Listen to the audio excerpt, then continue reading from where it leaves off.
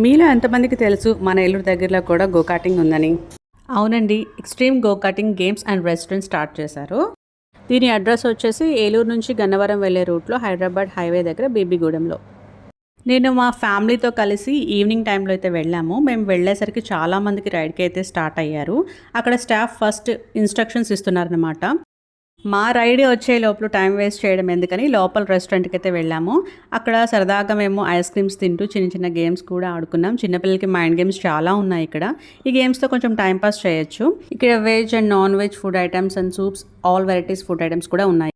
7 years పిల్లల నుంచి రైడ్కి వెళ్ళొచ్చు. కపుల్స్ రైడ్ కూడా ఉన్నదనమాట. ఫస్ట్ అయితే నాకు కొంచెం భయం వేసింది, కానీ తర్వాత చాలా థ్రిల్లింగ్ అనిపించిందండి.